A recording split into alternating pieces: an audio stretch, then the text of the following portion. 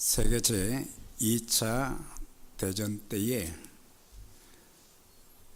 미 공군 대령인 지미 스튜어트라고 하는 사람이 늦은 밤에 영국 공군 기지에서 동쪽 밤하늘을 쳐다보고 있습니다. 새벽이 되면은 이제 전투기 대대를 이끌고 독일군 진영으로 전투를 하기 위해서 떠나야 될 그런 상황이었습니다. 영국군의 많은 피해가 예상되어지고 자신도 이 전투에 참가는 하지만은 다시 살아서 돌아올지 전혀 알 수 없는 그런 불안한 상황이었습니다. 그는 그 상황을 눈앞에 두고 하나님 앞에 기도를 시작하면서 하나님의 보호하심과 하나님의 인도하심을 구한 뒤에 속주머니에서 종이 한 장을 꺼냈습니다. 그 종이는 그의 아버지가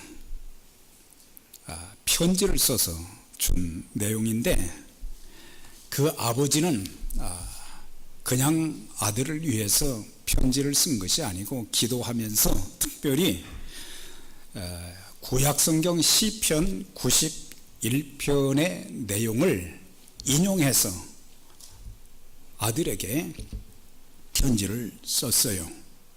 그 내용이 지극히 높으신 자의 거처에 몸을 숨기고 전능자의 그늘 아래 머무는 사람아, 하나님이 내 피난처시요 요새시라. 그분이 너를 사냥하는 자의 덫과 죽을 병에서 건져 주시어 당신의 날개로 덮어주고 그 깃 아래 숨겨 주시리라. 그의 진실하심이 너의 방패가 되리라. 어떤 불행도 너를 덮치지 못하리라. 어떤 재앙도 내 집에 가까이 하지 못하리라. 내게 부르짖는 자를 내가 건져주며 내 이름을 아는 자를 내가 높여주리라. 나를 부르는 자에게 내가 대답해주고 환난 중에 그와 함께 할 것이며 그로 하여금 마음껏 오래 살게 하시고 나의 구원을 그에게 보여주리라. 시편 91편을 인용해서 전투에 나가는 아들에게 그런 내용을 적어 주었습니다. 그래서 이제 그 아버지가 써준 편지를 이렇게 읽고 그런 다음에 그는 이제 시간이 되어서 출발을 해야 되는데 비행기에 올라탄 뒤에 자기 아버지가 써준 그 편지를 이제 조종석 앞쪽에 딱 붙여놓고 그리고 하나님 앞에 간절히 기도를 한 거예요. 하나님, 시편 91편의 말씀처럼 하나님, 이번 전투에 우리 대원들이 전투에도 승리하고 또 모두가 살아서 돌아올 수 있는 그런 은혜도 주시옵소서. 그래서 그 편지를 수없이 몇 번을 반복해서 읽고 기도하고 이제 출발을 해서 그 전투에서 살아 돌아오게 되고 또한 많은 전공을 세워서 그가 이제 장군으로 승진도 했고 전쟁이 끝난 후에 출세와 명예를 얻을 수 있는 그런 위치가 되었는데, 그때부터 그가 예수 그리스도를 믿은 이후부터 계속해서 전투에 나가기까지 함께 하시고 지켜주신 하나님의 은혜가 너무 감사해서 하나님께 약속을 하고 모든 명예를 뒤로 하고 목회자가 되었습니다. 그래서 아버지가 준 시편 91편이 그의 인생을 바꾸어 놓아 평생 목사로서 하나님 앞에 귀하게 쓰임을 받은 하나님의 사람이 되었다고 합니다. 우리가 오늘 말씀을 보게 되면 느헤미야는 바벨론, 그리고 바벨론을 정복했던 바사의 높은 지위에 올라 있는 사람이었는데, 자신의 동생을 통해서 조국과 예루살렘 성이 무너지고 백성들이 환난과 조롱과 멸시를 받는다는 그 얘기를 듣고는 마음이 정말 답답했고, 무엇인가 좀 해야 되겠는데 아무것도 할 수 없는 그런 상황이 되었을 때에 그는 하나님 앞에 울면서 이 문제를 해결해 주실 분은 하나님밖에 없으시다.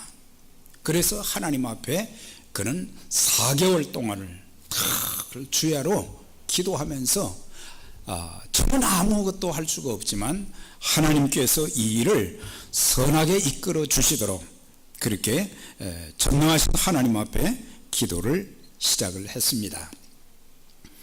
그래서 오늘 4절부터 보면 5절, 특별히 그는 하나님 앞에 기도하되 하나님을 어떻게 그는 불렀습니까?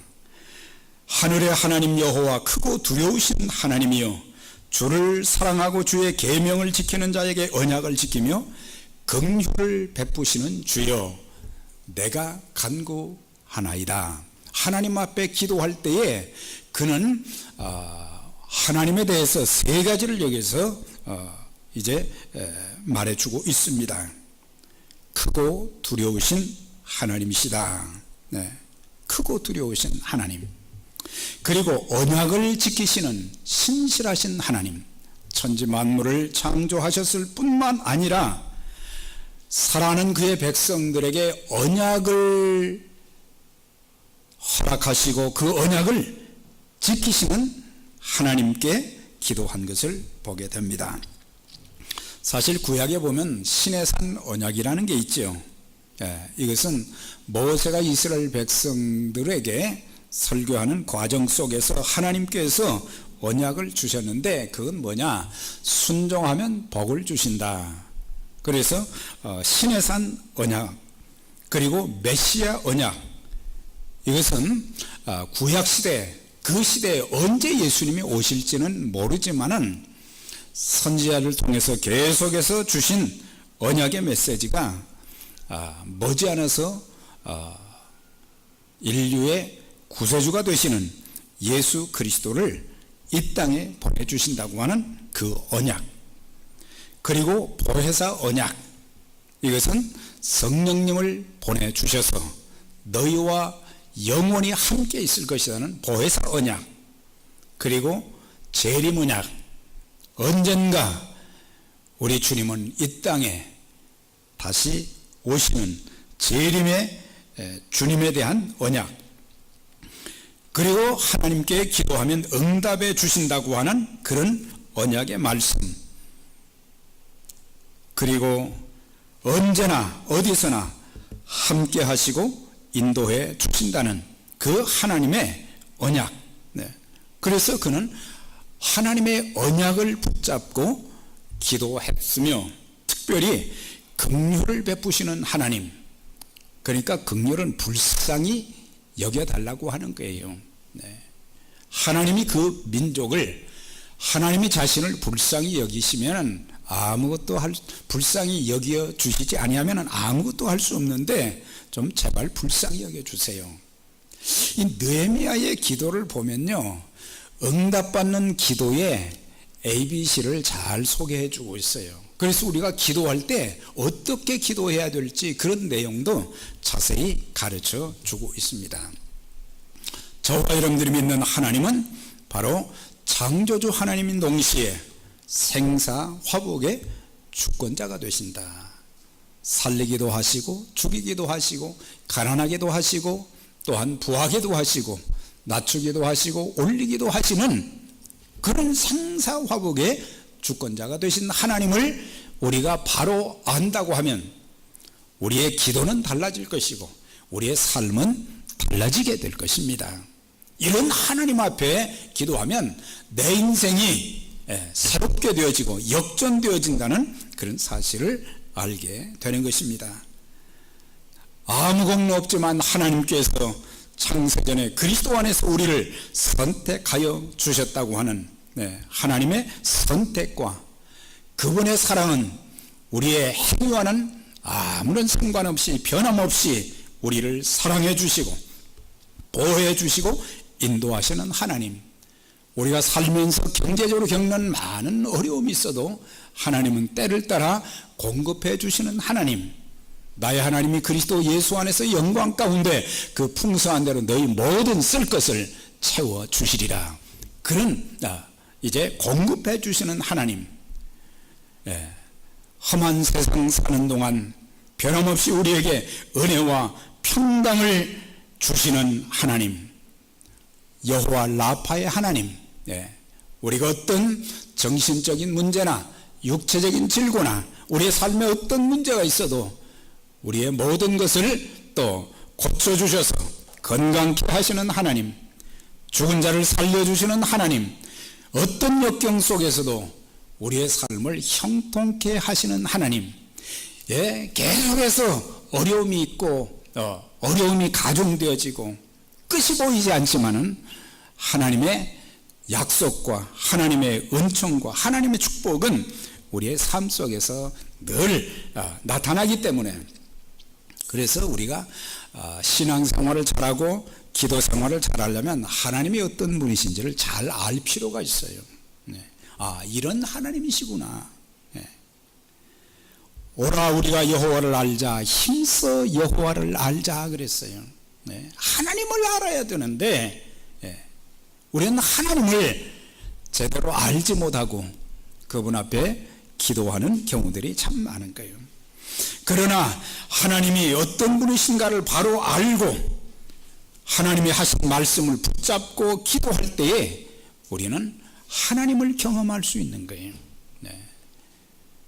우리가 신앙생활하고 교회생활하면서 하나님을 종교적으로만 이해를 하면 안 되는 거예요.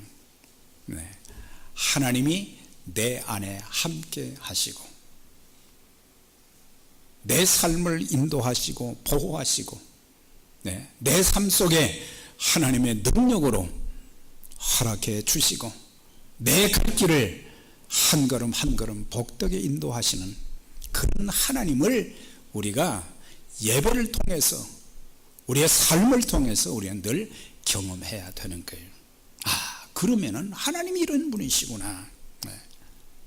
사실 이사야 40장에 보면 이스라엘 백성들이 바벨론 포로의 생활이 오래되다 보니까 막 낙심이 되었어요. 절망이 되었어요. 그때 이사야 선지자가 뭐라고 했어요? 너희는 듣지 못하였느냐 그랬어요. 너희는 알지도 못하였느냐 그랬어요. 오늘 많은 사람들이 하나님을 너무 모른다는 거예요. 이런 하나님을 듣지도 못했냐. 하나님이 행하신 일들이 우리 주변에 지구촌에 너무너무 많은데 왜 나는 신앙생활하면서 하나님을 경험하지 못하는 거예요.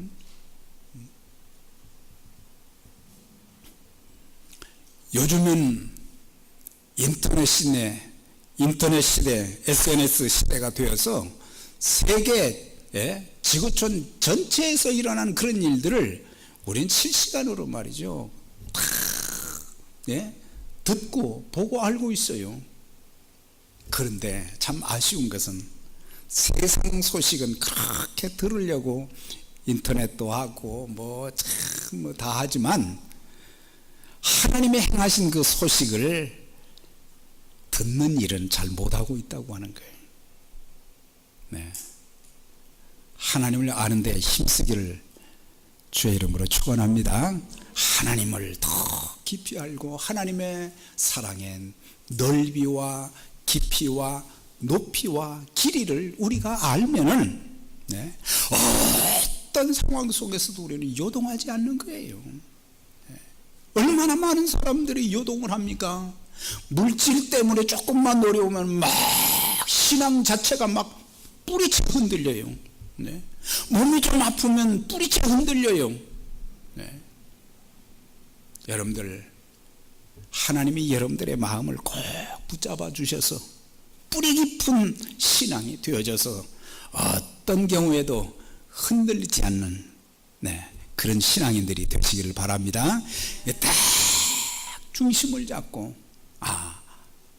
이런 상황 가운데서 하나님께서 나에게 주실 은총과 기적과 그 축복을 바라보면서 하나님 앞에 기도하면서 하나님을 잠잠히 묵상하는 것, 이게 얼마나 중요한지 몰라요. 그래서 우리가 기도할 때 하나님의 언약의 말씀을 붙잡고 하나님 앞에 기도하는 거예요. 구약시대 때, 신약시대 때 하나님이 행하신 그 놀라운 일들, 하나님 말씀대로 되어진 그런 기적들을 이제 보면서 하나님 그때 그렇게 역사해 주시지 않았습니까? 하나님 저에게도 역사해 주시고, 저의 가정에도 역사해 주시고, 우리 교회에도 역사해 주시고, 하나님, 제가 하나님의 행하신 일을 두 눈으로 좀 보게 해 주세요. 그런 그 믿음의 기도가 필요한 것이에요. 네. 세상과 인간들은 우리에게 줄 수 있는 것들이 한정이 되어 있어요. 그러나 우리 하나님은 모든 좋은 것을 우리에게 주시며, 기도하면 길을 열어주시고 병을 고쳐주시고 우리 인생을 역전시켜 주시는 것입니다. 절대 우리는 낙심과 좌절 가운데 있지 말고 하나님 앞에 기도해서 하나님이 행하신 놀라운 일들을 체험하고 간증하는 믿음의 가족들이 되시기를 바랍니다. 이승복 박사의 간증책이 있는데 그 제목이 기적은 당신 안에 있습니다 라고 하는 그런 내용인데, 이 사람이 8살 때에 그 이민을 왔다고 해요. 8살 때 이민을 왔는데 아주 운동신경이 발달되고 운동을 그렇게 좋아했다는 거예요. 그래서 특별히 이 체조 운동을 그렇게 잘해서 내가 미국에서 살면서 체조를 통해서 이제 올림픽 금메달을 좀 따야 되겠다. 그래가지고 하여튼 밥만 먹으면 그렇게 체조를 했다고 그래요. 체조를 연습했다는 거예요. 그런데 어느 날 연습을 하다가 잘못해서 추락사고로 인해서 척추를 다쳤는데 사지가 마비되어 버린 거예요. 그래서 여기만 살아있고 사지가 마비되어서 몸을 어떻게 움직일 수가 없는 거예요. 기가 막힌 거예요. 병원에서 꼼짝 못하고 누워있는데 어떤 분이 와서 전도를 했대요.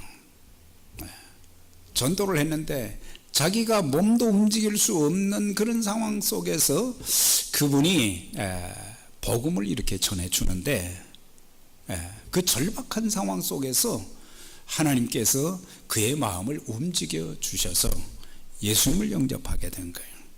예수님 영접하고 이제 절망 속에 있었는데 예수님을 믿고 하나님이 어떤 분이신가를 이제 알게 되면서부터 막 소망이 생기기 시작한 거예요. 소망이 생겨서 하나님, 저에게 한 가지 소원이 있습니다. 저로 하여금 건강을 허락해 주셔서 나와 같이 고통받는 사람들에게 희망을 주는 그리스도인 되게 해 주세요. 그래서 그런 상황 속에서 그 육체가 완전히 고침을 받은 건 아니지만은 휠체어를 탈 수 있는 정도까지 된 거예요. 열심히 또 공부를 했는데 존스 홉킨스 의대를 졸업한 거예요. 이건 보통 일이 아니잖아요. 정상적인 사람도, 정상적인 학생도 공부하기 힘든데 이런 상황 속에서 믿음을 가지고 하나님 앞에 기도하면서 하나님의 능력은 무한하시다는 그것을 알고는 말씀을 붙잡고 기도하는 가운데 학업의 과정을 다 마치고 인턴, 레지던트도 하고, 그래서 존스 홉킨스의 이제 전문의가 되어서 지금도 휠체어를 탔지만은 하나님께서 자기의 행하신 일들, 자기의 처지, 그런 상황 속에 하나님 앞에 기도했을 때 하나님께서 자기를 이렇게 이끌어 주신 것을 간증한 그 책이 기적은 당신 안에 있다고 하는 그런 책인데, 기도하는 사람은 죽는 날까지 복을 받고 하나님 앞에 쓰임 받을 수 있지만은, 기도하지 않는 사람은 교만한 자이기 때문에, 교만이 뭐 내가 대단한 사람이다, 그게 교만한 것이 아니라 하나님 없이도 나는 무엇이든지 할 수 있다고 하는 사람이 교만한 사람이라고 하는 거예요. 하나님 없이도 나는 내 노력으로 할 수 있습니다. 우리가 뭘 대단히 할 수 있어요? 우리는 할 수 없는 한계 상황을 너무너무 많이 우리는 겪게 됩니다. 모든 일에 기도하고 겸손하면 하나님의 붙드시는 자가 되어지고, 그런 자는 하나님이 세워주시고 또 축복하시고 쓰시는 것을 보게 됩니다. 그래서 그는 하나님 앞에 느헤미야는 하나님께 기도를 드리면서 회개 기도를 드렸어요. 기도 중에 참 중요한 부분이 뭐냐면, 하나님과 교제하기 위해서는, 교통하기 위해서는, 기도하는 사람들, 예배하는 사람들은 하나님과 나 사이에 막힌 것이 있어서는 안 되는데, 막힌 것이라는 것이 뭐냐? 죄라는 거네요. 죄가 있으면은 이게 안 되는 거죠. 그런데 왜 이스라엘 민족이 하나님의 선택함을 받았음에도 불구하고 하나님께 많은 복을 받아서 가나안 땅도 정복하고 그랬는데, 왜 성벽이 다 무너지고 성전이 다 파괴되어지고 나라는 망하고 백성들은 포로 생활을 하게 되는지, 그 원인을 알게 된 거예요. 그 원인이 뭐냐? 하나님 앞에 범죄했다는 거예요. 하나님 앞에 악을 행하였습니다. 그걸 깨달은 거예요. 왜 내 기도는 응답이 안 되지? 그렇게 말하지 말고 하나님 앞에 조용히 앉아서, 하나님, 제가 하나님 앞에 잘못 행한 것이 무엇이 있습니까? 아직도 회개하지 못한 것이 무엇이 있습니까? 성령께서 깨닫게 해 주실 거예요. 그래서 나와 내 아비 집이 범죄했습니다. 이스라엘 백성들이 고난이 오랫동안 지속되다 보니까 자포자기하고 포기하고 그런 상황이 있었잖아요. 그런데 이사야 선지자를 통해서 하신 말씀이 뭐예요? 여호와의 손이 짧아 구원치 못하심도 아니요, 여호와의 귀가 둔하여 듣지 못하심도 아니요, 오직 너희와 나 사이에 죄악이 가리웠고 그 죄가 너희 기도를 듣지 못하시게 함이니라 그랬어요. 나는 기도했는데 왜 다른 사람은 응답해 주시는데 나는 안 해 주시는가? 그것은 아직도 하나님과 나 사이에 이런 죄악이, 내 마음에 있는 것들이 꽁꽁 숨겨져 있고, 이것이 참 하나님 앞에 자복을 통해서, 회개를 통해서 예수의 보혈로 씻김을 받아야 되는데 그렇지 못한 것 때문이다 라고 하는 것입니다. 그래서 우리는 하나님 앞에 참 잠잠히 엎드려서 기도하면서, 내가 아직도 하나님과 나 사이에, 또 사람과 사람 사이에 해결하지 못한 그런 부분이 없지는 않은가. 내 생명 있는 그날이 갑자기 우리에게 닥쳐오는데, 그날이 되기 전에 하나님, 이제 잘못된 것을 회개하고 하늘문이 열리는 역사가 있게 하시고, 내 삶이 회복되는 역사 살리시고 고치시고 새롭게 회복시켜 주시는 하나님의 역사를 구합니다. 그런 기도가 우리에게 있어져야 될 것입니다. 자, 그래서 전능하신 하나님 앞에 기도하면서 회개 기도를 했죠. 그 다음에 또 한 가지는, 그는 기도할 때에 약속의 말씀을 붙잡고 기도했다고 하는 거예요. 그냥 기도하지 마시고, 언약의 하나님이라고 그러셨잖아요. 그 약속하신 그 말씀을 붙잡고 하나님이 그렇게 말씀하신 것처럼 저의 기도도 들어주세요. 그런 기도가 필요한 거예요. 8절과 9절에 보면 주의 종 모세에게 명하여 가라사대 만일 너희가 범죄하면 내가 너희를 흩을 것이요. 이게 모세를 통해서 주어진 설교예요. 순종하면 하나님이 모아주시고 축복하시지만 불순종하고 범죄하면 내가 너희를 열국 중에 흩어버린다 그랬어요. 왜 그 민족이 그렇게 됐느냐? 네, 수천 년 동안 나라 없이 그런 고통을 받았냐? 그것은 한마디로 하나님 말씀에 불순종한 것이 악이라고 하는 거예요. 하나님 말씀 불순종한 거. 네.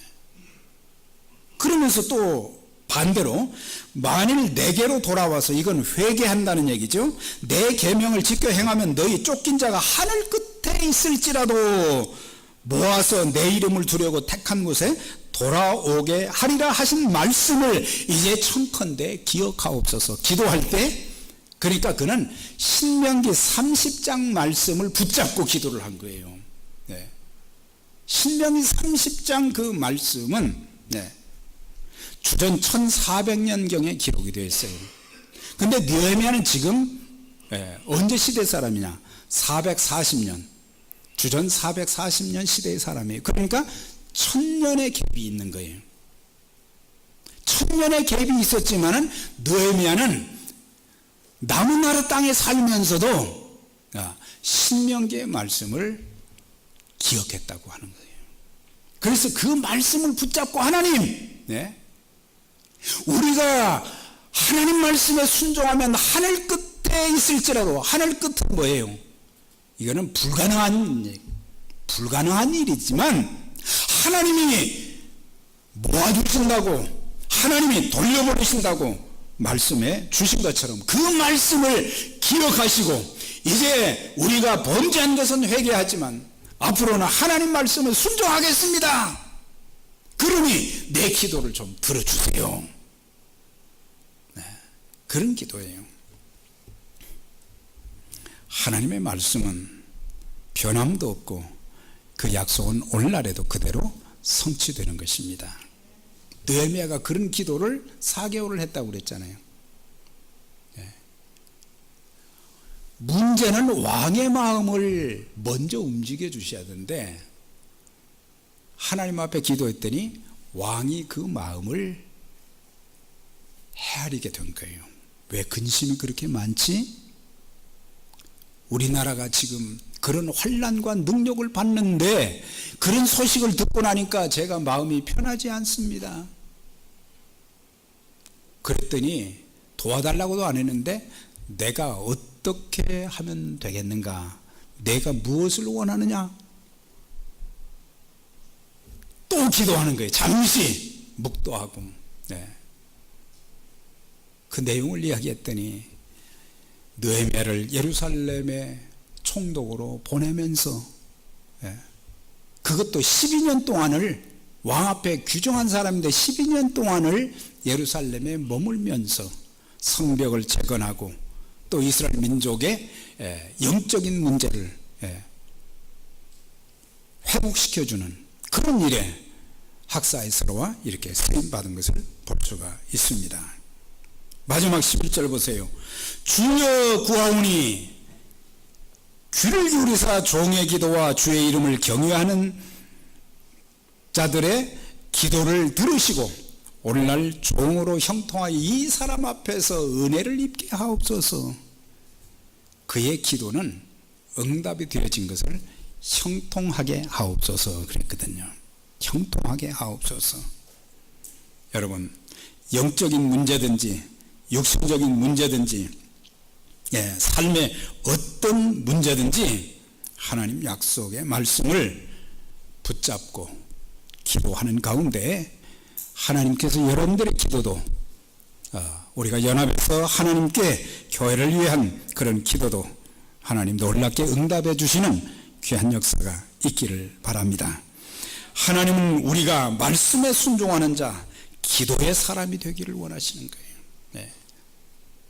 역대상 4장에 보면은 그 각 지파의 12지파를 이렇게 쭉 소개하고 그 중에 특출한 사람들을 이렇게 소개하는 그 내용이 나와요. 근데 거기에 보면 야베스라고 하는 사람이 있었어요. 이 사람은 출생 때도 어려웠고 성장 그 과정에도 어려운 일이 숱하게 많았어요. 그런데 하나님 원망하지 않고 부모 원망하지 않고 사람들 원망하지 않고 세상 원망하지 않고 그는 하나님 앞에 기도를 한 거예요. 네. 하나님께 아뢰어 가로되 원컨대 주께서 내게 복의 복을 더하사 나의 지경을 넓히시고 주의 손으로 나를 도우사 나로 환난을 벗어나 근심이 없게 하옵소서 하였더니 하나님이 그 구하는 것을 다 허락하셨더라 그랬어요. 네. 복의 복을 더해달라. 이것은 단순히 복만 받겠다는 게 아니에요. 하나님께 복을 받아서 하나님의 귀한 일에 쓰임받기를 원합니다. 하나님의 일이 쓰임받기를 원합니다. 네. 건강의 문제가 됐든지 물질의 문제가 됐든지 직장의 문제가 됐든지 모든 일에 있어서 우리는 내가 하나님을 위해서 이렇게 살겠습니다. 하나님 위해서 하나님 주시면 하나님이 주신 것 가지고 이렇게 살겠습니다. 건강 주시면 몸으로 내가 하나님 더 잘 섬기겠습니다. 야베스의 기도를 하나님이 다 허락하신 것처럼 저와 여러분들의 그런 기도, 지금의 환경이 문제가 아니라 우리의 마음의 자세, 우리의 신앙의 자세, 우리의 기도의 자세, 여기에 달려있다는 것을 가르쳐주고 있어요. 사랑하는 여러분, 평생 살면서 우리도 하나님 말씀에 순종하는 자, 기도의 사람이 되어지고 또 일평생 사는 동안 하나님의 거룩한 일에 아름답게 쓰임 받을 뿐만 아니라 하나님께서 우리를 향한 계획이 있으신데 그것을 이해하고 그 일을 위해서 기도하는 가운데 하나님께서 형통케 해 주셔서 앞으로 하나님이 기뻐하시는 그런 일에 몸으로든지 물질로든지 은사로든지 재능으로든지 어떤 모양으로든 직분을 가지고 하나님 앞에 귀하게 쓰임받는 형통하는 삶을 통해서 하나님이 나와 함께 하시고 살아계신 것을 증거하는 저와 여러분들이 되시기를 주의 이름으로 축원합니다.